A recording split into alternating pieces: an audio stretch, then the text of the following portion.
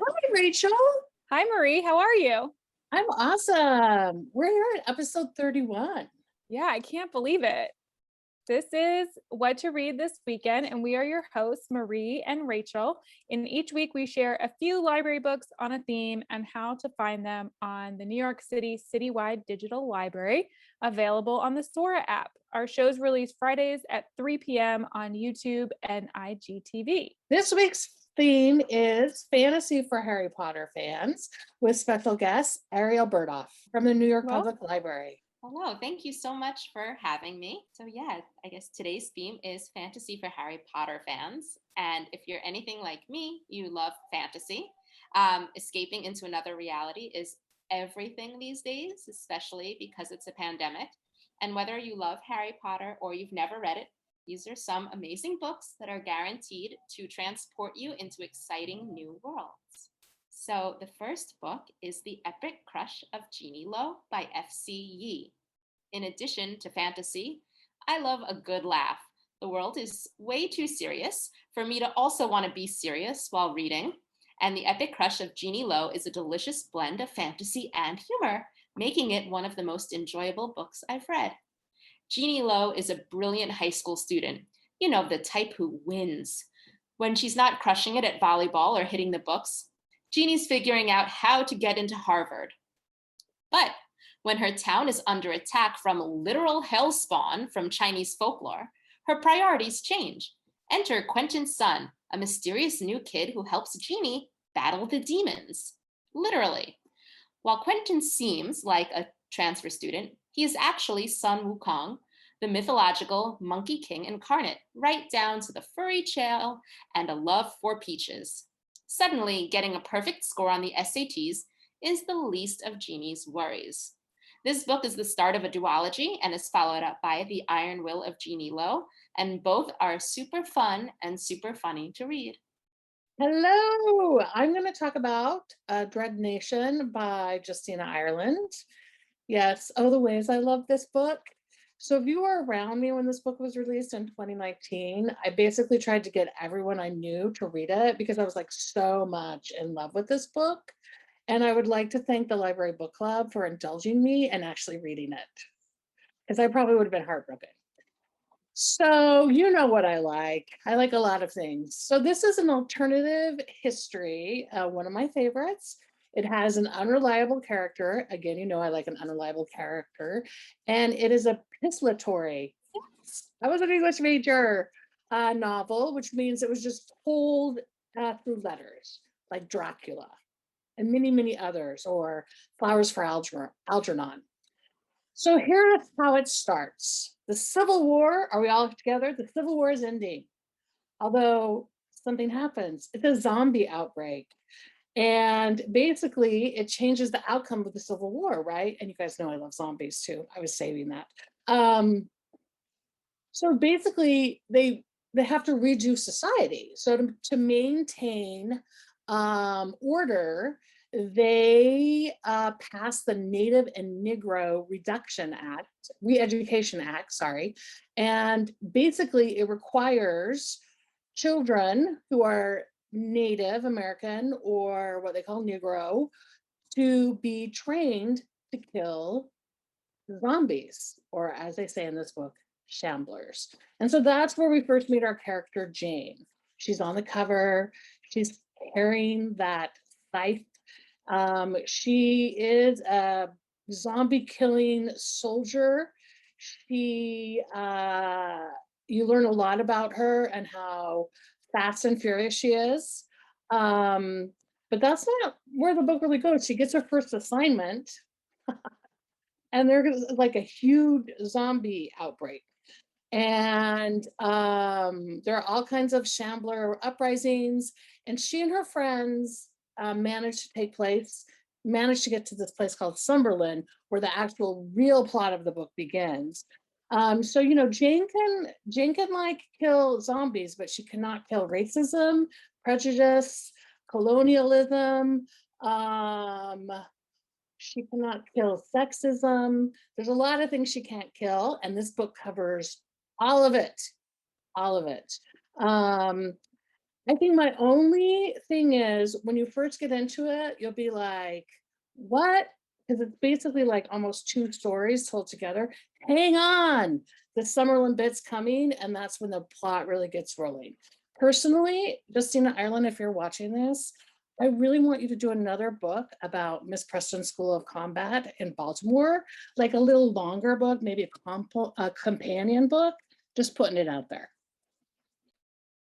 You just made me want to reread those books again. They are so good. So next up is one of my favorite books, An Ember in the Ashes by Sabaa Tahir. It's possibly one of my favorite things that I've read in the past few years in general. It's the first book in a series, a first book in a 5-book series. And not only was this series written by a fellow Potter fan and big time nerd, An Ember in the Ashes has one of my favorite fantasy subplots, which is romance. Now, before we get into like the cringing and romance, like I don't read romance books. I just like a good subplot, like a nice little something extra to go along with all the magic and the adventure, right? Great. So Laia is a slave. Her people are called scholars.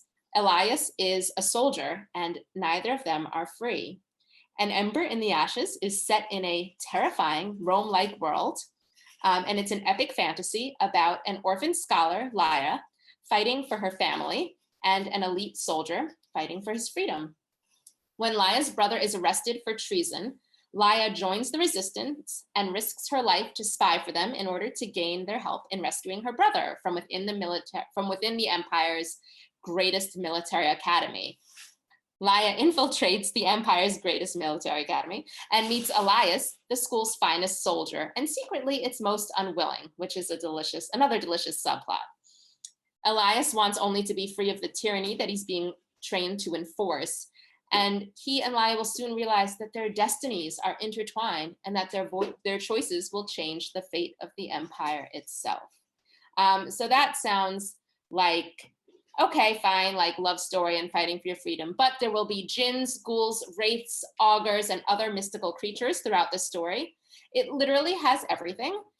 So whether you're into magic or fighting or deceit or romance or martial law, I guess, it's literally everything that you could ever want in a book series, and you should all just stop what you're doing. I mean, I guess you could finish doing this, but then stop everything else and just go and read this book, because you're welcome. It is everything you've ever wanted it to be. I have not overhyped this. All right, y'all are making me really want to take a deep dive into fantasy. I am not usually, it's not usually my first genre to choose, but it should come as no surprise that I picked Ikenga, because my ultimate pick for fans of Harry Potter is always Nnedi Okorafor's Akata Witch duology. And I was super excited when her first middle grade novel was coming out. This book came out in August.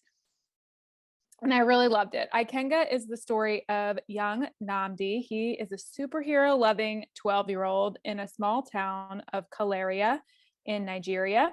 And at the beginning of the story, Nnedi's father, the former chief of police in their town and the best police chief the town has ever had, is murdered. And Nnedi has been left a small statue, pictured here in the front of the book. It's the Ikenga, which holds magical powers. And he's not really sure how to harness them yet. As time goes by, literally a year later, on the anniversary of his father's death, he sees a strange shadow walk out from in his front yard. And through this experience, he kind of becomes sort of vigilante, fighting crime and trying to track down his father's killer. Spoiler alert, it's not who you think, just like his favorite superheroes. This book has a lot of action. I was very surprised. About halfway through, I thought I was going to be done. I couldn't imagine how much more action there could be, but it was really good. And it has really strong character development. Nnedi is a very real teen character with very real teen emotions. He's figuring out his grief, his anger, what it means to be a good friend. There are strong themes of good and evil, but also staying true to yourself. I would classify this as magical realism. Nnedi Okorafor says African futurism. It takes place in contemporary Nigeria and is mostly based in reality. I would say this would be great for fans of Pet, Black Panther, or Jason Reynolds' Miles Morales. And it would be great for grades 5 and up, but I think this was definitely geared towards a middle grade audience. So you can find all of these books and their sequels on the New York City Department of Education Citywide Digital Library on the Sora reading app or on the Libby app with your public library card. If you are new to ebooks, reach out to one of us or your favorite librarian. We will be happy to help you out. Thank you for joining us. You can view the show notes at bit.ly/W2RTW2020 and join us next week for what's going to be an awesome theme that we haven't decided yet. Goodbye. Bye. Bye.